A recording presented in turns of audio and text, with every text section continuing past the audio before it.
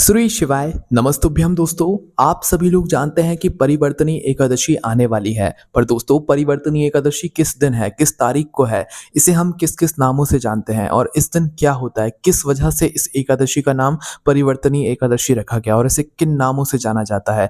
और भी बहुत सारी जानकारी हैं, जैसे कि दोस्तों इस दिन क्या गणेश जी का हम विसर्जन कर सकते हैं, जो हमने गणपति जी अपने घर में विराजित करके रखे हुए हैं। तो ये सारी जानकारी आप लोगों को इस वीडियो में मिलने वाली है।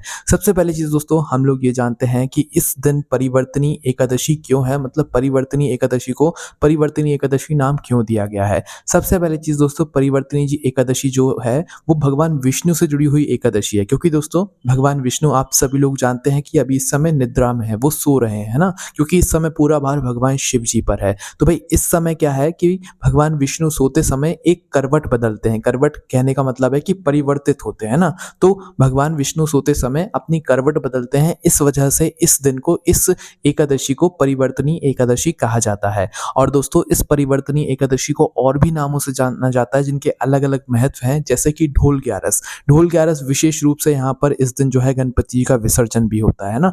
ढोल ग्यारस के अलावा दोस्तों इस दिन को जो है यहाँ पर जल झूलनी एकादशी भी कहा जाता है ना, क्योंकि इस दिन बहुत सारी जगहों पर भगवान विष्णु जी को जो है जल पानी के अंदर झुलाया जाता है, उनकी शोभा यात्रा निकालकर। ऐसी कुछ मान्यताएं सभी जगह अलग अलग है ना। तो भाई इसे हम परिवर्तनी एकादशी, जल झूलनी एकादशी, वामन एकादशी और ढोल ग्यारस के नाम से इस एकादशी को मानते हैं। तो दोस्तों अब हम यहाँ पर जानते हैं कि इस परिवर्तनी एकादशी की असली तारीख क्या है, मतलब ये परिवर्तनी एकादशी है, जल झूलनी एकादशी है, ढोल ग्यारस किस दिन पड़ रही है। तो देखिए यहाँ पर हम आपको बता दें कि इस बार जो परिवर्तनी एकादशी है वो 14 सितंबर शनिवार के दिन यहाँ पर मनाई जाएगी। मतलब 14 सितंबर को जो है यहाँ पर एकादशी का जो दिन है वो मनाया जाएगा। इसका कारण ये है कि 13 सितंबर को रात 10:30 बजे से जो है ये परिवर्तनी एकादशी शुरू होगी, जो कि 14 सितंबर शनिवार को रात 8:41 तक रहेगी।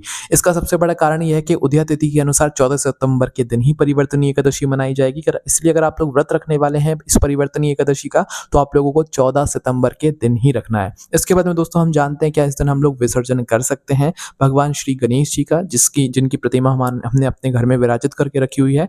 तो आप लोगों को ये बात तो पहले से ही पता होगी कि भाई ढोल ग्यारस के दिन जो है काफी सारे लोग अपने घर के गणपति जी का विसर्जन करते हैं ना। तो भाई आप इस ढोल ग्यारस के दिन भगवान गणेश जी का विसर्जन कर सकते हैं। विसर्जन करते समय आपको कुछ बातों का विशेष रूप से यहाँ पर ध्यान रखना चाहिए कि गणेश जी को बहुत ही प्रेम से आप लोगों को उनका विसर्जन करना चाहिए। प्रेम कहने का मतलब है कि अगर आप नदी में भी विसर्जन कर रहे हैं, कुआं, बावड़ी, तालाब, जहां पर भी विसर्जन कर रहे हैं, आपको उनको बहुत प्रेम से जो है विसर्जन करना चाहिए। अगर आपके घर के आसपास नदी, बावड़ी, तालाब नहीं है, भैया बहुत ऊंचाई की जगह पर है, तो भाई आप अपने ही घर में एक पात्र के अंदर जो है जल भरकर उसके अंदर भगवान गणेश जी का विसर्जन करें। फिर उस मिट्टी को, जो भगवान गणेश जी की मतलब प्रतिमा की मिट्टी होगी, भाई उस मिट्टी को ले जाकर आप किसी वृक्ष में डाल दें। ये विसर्जन बहुत अच्छा माना जाता है। बाकी अगर आप लोग नदी में जाकर विसर्जन कर रहे हैं तो अच्छे से कीजिएगा और ध्यान से कीजिएगा, क्योंकि ये बारिश का समय चल रहा है, तो बहुत ही सोच समझ कर आप लोगों को यहाँ पर विसर्जन करना चाहिए। बाकी दोस्तों ढोल ग्यारस के दिन आप लोग विसर्जन कर सकते हैं। और परिवर्तनी एकादशी जो है इस बार 14 सितंबर 2024 के दिन पड़ रही है। क्या आप लोग इस परिवर्तनी एकादशी का व्रत रखते हैं? कमेंट में जरूर बताइएगा। बाकी हम आपसे मिलेंगे नेक्स्ट वीडियो में। श्री शिवाय नमस्तुभ्यम।